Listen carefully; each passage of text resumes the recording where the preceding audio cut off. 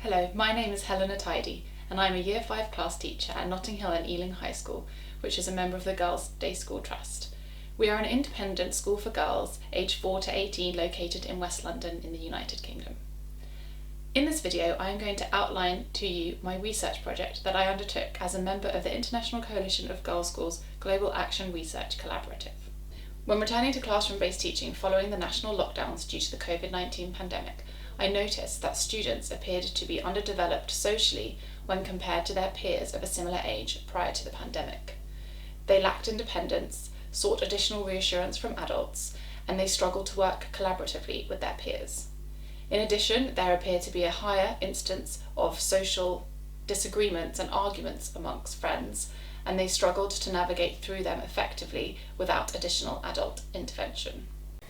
It was argued a bit more than usual because we haven't seen each other in such a long time. It was nice seeing everybody because you couldn't see them, you couldn't actually see them. You could just see them online and you could actually play with them physically.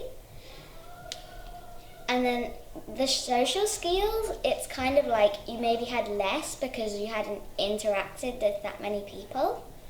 So you weren't as you didn't have as much practice, kind of. In order to address these issues, I designed a social skills intervention programme which consisted of 13 lessons delivered over a 10-week period.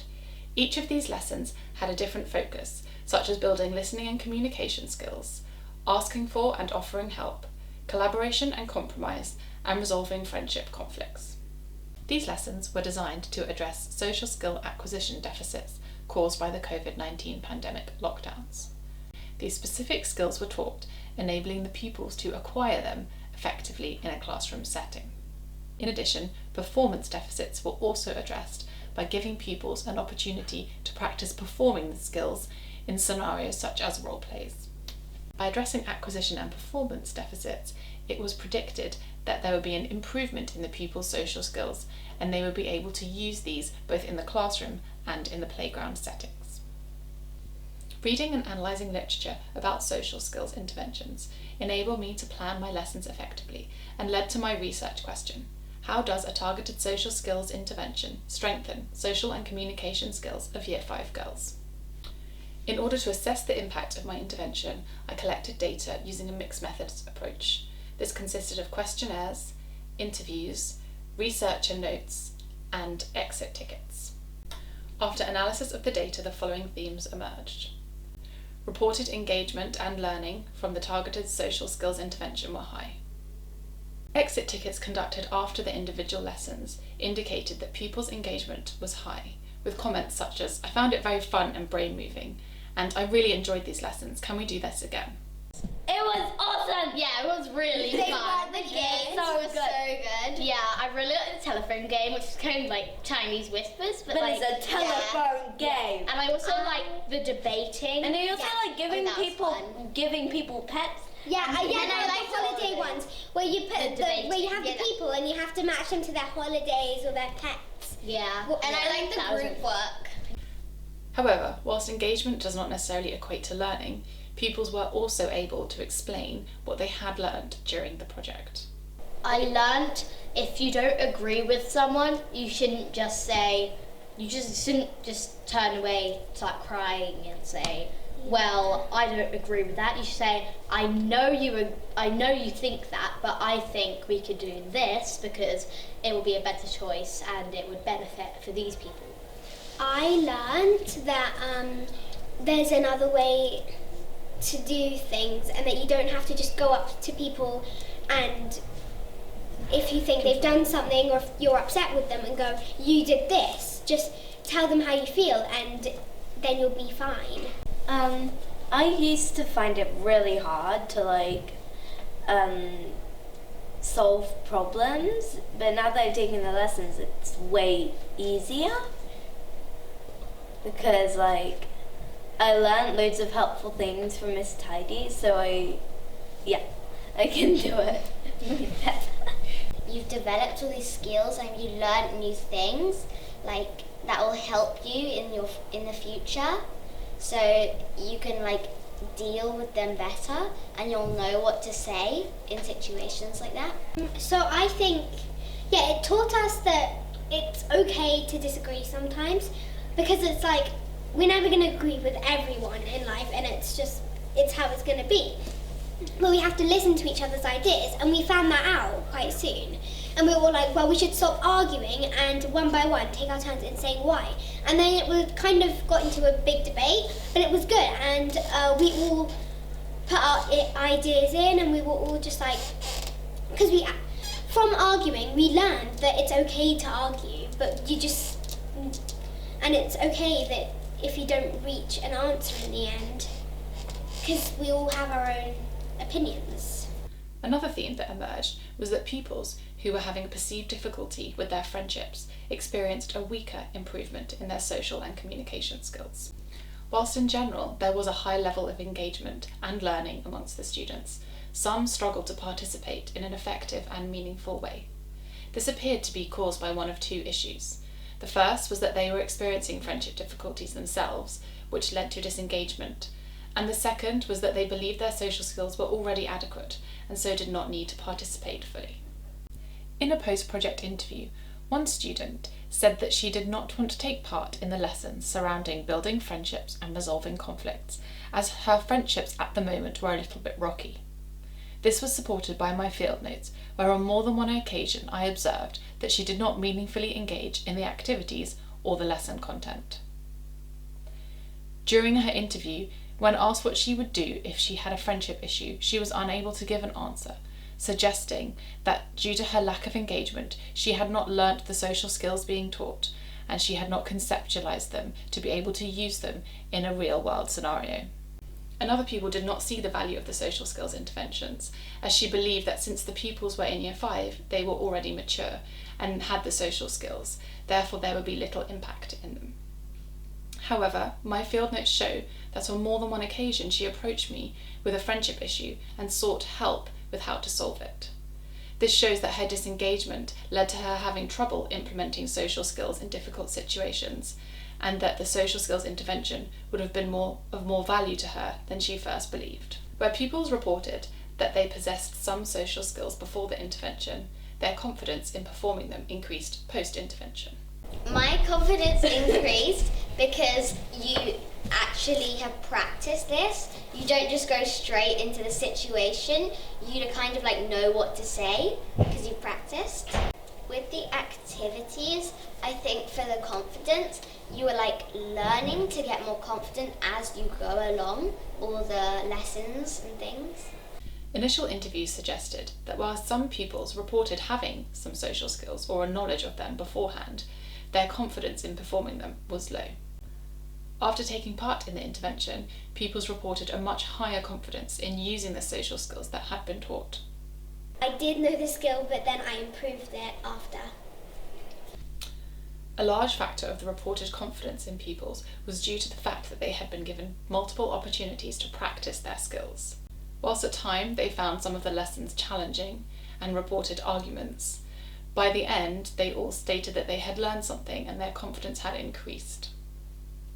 Yeah, we practiced a lot, like a lot. We had a lot of PSAT lessons, and in the playground we always went out and said, oh, remember the telephone game, remember when we had an argument but then we resolved it, remember... I want to remember that. Yeah, but like, I think I have more confidence because we've had so many arguments in class, we've lost something to argue about.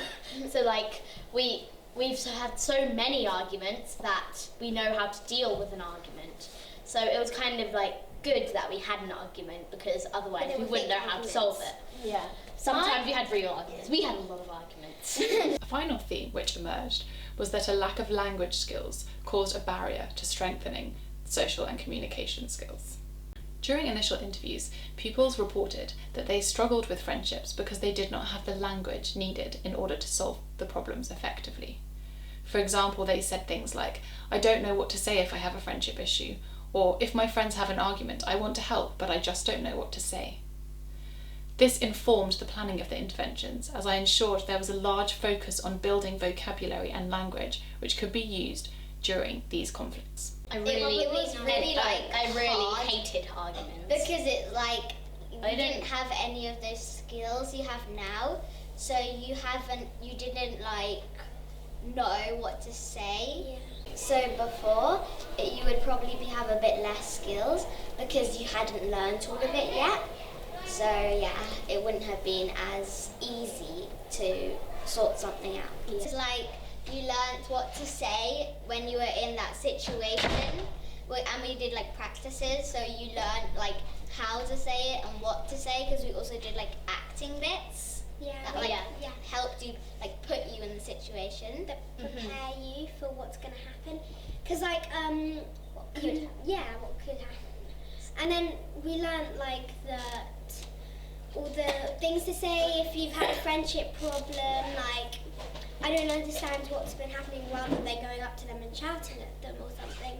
It's like, so now we know how to properly like talk about problems that have been happening with our friends. I feel like I've learned better language than just saying, you're being mean. In a post-project survey, 15 out of 20 students agreed that they had learnt language to use in a friendship conflict. However, only 6 out of 20 said that they have used this language since completing the project. This was for a number of different reasons. Some people were still worried about hurting their friends' feelings, saying things like, we might offend them if we use this language. But some people also believed that there was not a need to use language skills to resolve conflict, as they had learnt other skills, such as communication, so they did not get into as many conflicts as before the project. I think we've not used the language skills because we've learned other skills like listening and communication. In general, pupils believe that the project was successful, as there has been a decrease in the number of friendship issues, and if they do occur, they are more likely to be able to solve them themselves. So now I feel like we've learned these skills. Even if we made enemies like in the younger years, we could just be friends again because we've learned the skills. It's like a life skill. I don't know what we would have learned if we hadn't I think we would have been in heaps and heaps of arguments without that. Yeah. I think I'm better at dealing with friendship problems now, because I know that I can solve it myself, and I know some like valuable things that I can go up to someone and say without upsetting them. In addition, they have noted that pupils who have not received the intervention, as they are in a different year group, have weaker social skills and appear to have more conflict within the playground. And do you think other classes in the school should do it? Yeah. It's really fun. Yeah. Especially for the younger. And also they year could groups. benefit from it. They could learn from it, and And they could make it's a friends life with skill. it. This is why Everyone the year needs 2 to learn. Everyone needs to have these lessons. Yeah. They were so fun. They were fun. Everyone. I think that year 6s, they will find it fun. I don't know if they They're need set to do to it, senior but I school. think the younger years definitely do. Yeah. Because then they can learn these life skills ahead of. They won't be the top of the school for very and long when they they go to. they won't be in the position that 5C are in, where they are quite rude to us, And they it's like a don't life know. skill. Yeah, So, like, it's yeah, a we life need skill it. that they should be able to use. Yeah. In conclusion, this project was successful as the students have strengthened their social and communication skills through addressing an acquisition and a performance deficit. The acquisition deficit has been addressed as they have acquired the skills through the lessons, and the performance deficit has been addressed as they have been given multiple opportunities to practice using these skills. However, an issue of fluency still persists, with some students unable to independently use these skills without support or prompting from an adult.